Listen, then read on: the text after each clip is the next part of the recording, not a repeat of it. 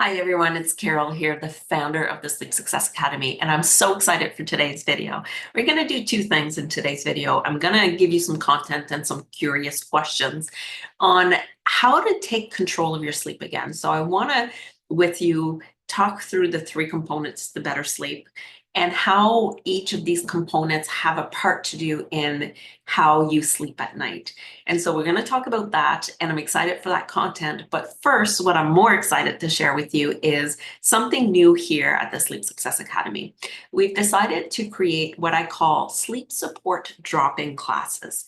And so a lot of people, they either don't have the time or they don't have the money to join the Better Sleep community, which is the program that really helps me teach people how to work with these three components to better sleep and look at our mindset, our behaviors, and really teach people how to bring calm into their nervous system in order to get the sleep they want at night.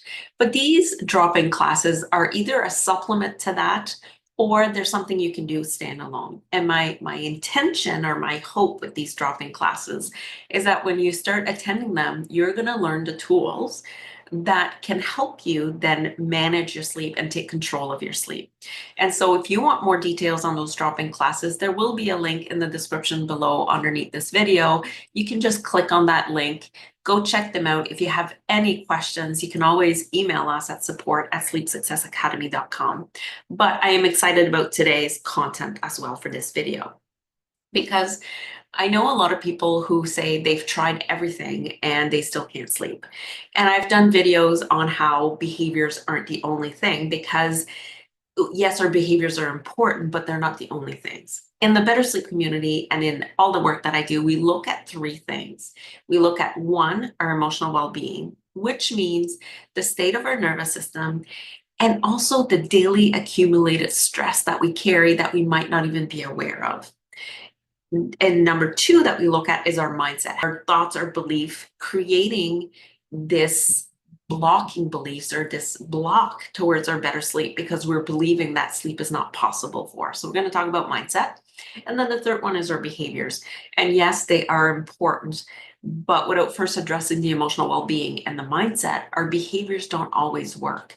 And then we just feel worse about ourselves because we've tried everything, right? Or we believe we have, but we've done everything right in our behaviors and it's just not working. So if I was to break these down into all three and give you some curious questions, my first question when I go into the emotional well-being, and so that state of nervous system and our daily stress, how do you feel moment by moment? It's kind of the first question that popped into my mind.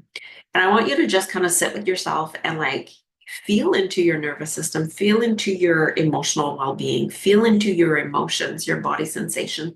Just tune in with yourself and just think about what's happening. Is there anxiety there? Is there fear? Is there frustrations?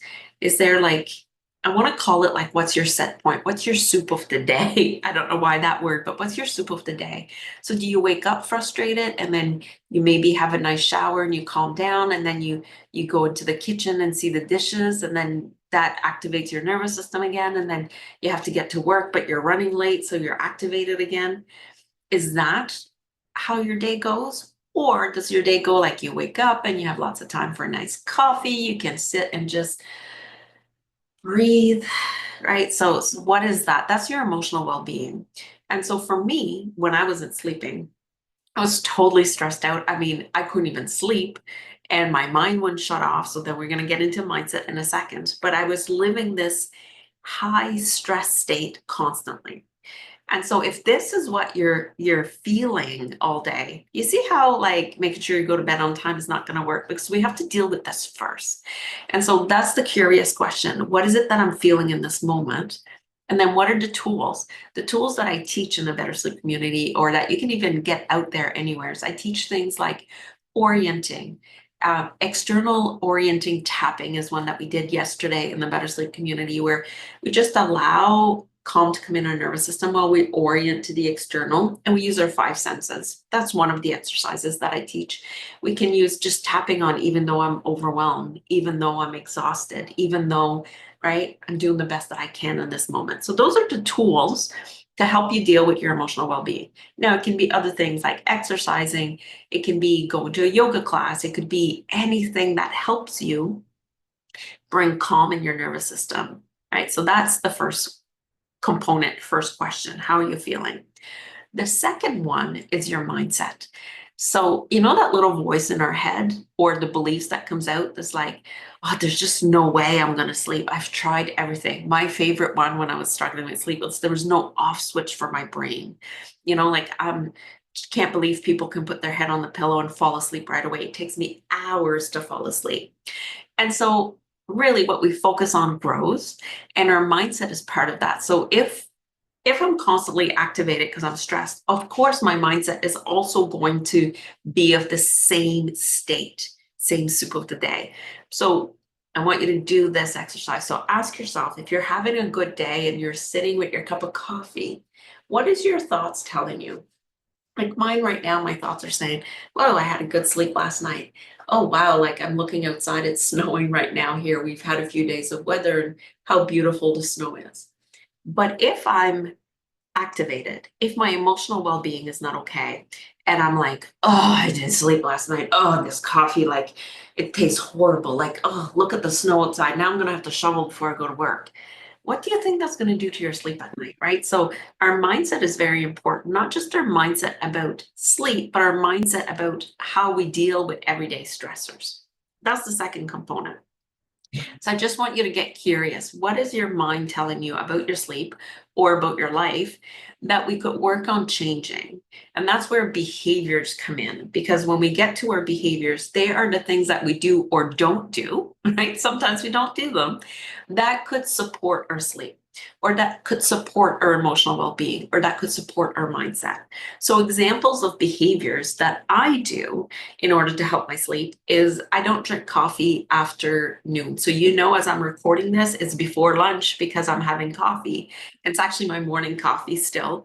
And that's one of the things that I do as a behavior. Other behaviors, do you have a set sleep schedule? Do you go to bed and wake up at the same time every day? Or roughly, right? We don't want to like have like 3 or 4 hours in between the times we try to go to sleep, because we know that our body, our biology works better with a consistent schedule. So do I do that? What other behaviors do I do? Do I sit on the couch watching Netflix all night? And that's okay. That can be a good behavior if what you're watching is calming. But if you're binge watching Criminal Minds, I don't know why that one came to mind because I don't watch it, and it's all about murders and things that activate your nervous system. And again, I want you to go back to, does it activate your nervous system or not? For me, I can't watch that. My husband can, and he has no problem with sleep. So it's not about not doing it. It's about what is it doing inside your nervous system. So that's what we talk about in the Better Sleep community, because a lot of people want like the 3 quick fixes for your sleep. How do I like, which supplement do I take for better sleep? And all of that doesn't give you lasting results. It gives you quick fixes.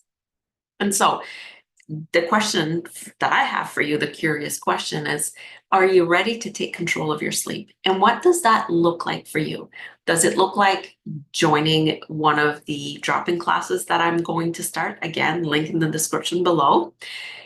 Or does it look like just practicing yourself some meditation or some quiet time? Or does it look like creating a better sleep schedule? Does it look like maybe as far as changing jobs because your job is stressful? Don't go do that today, but how can you help yourself support yourself to better sleep? So that's what I wanted to talk about today. I think it's important that we talk about all three and not just behaviors. I also believe that it's possible when we put our mind to it to actually take control of our sleep. But I do recognize that there's resistance to that. And sometimes it serves us to stay in poor sleep. And that's okay too. But when you're ready, I'm ready to guide you on this journey to better sleep.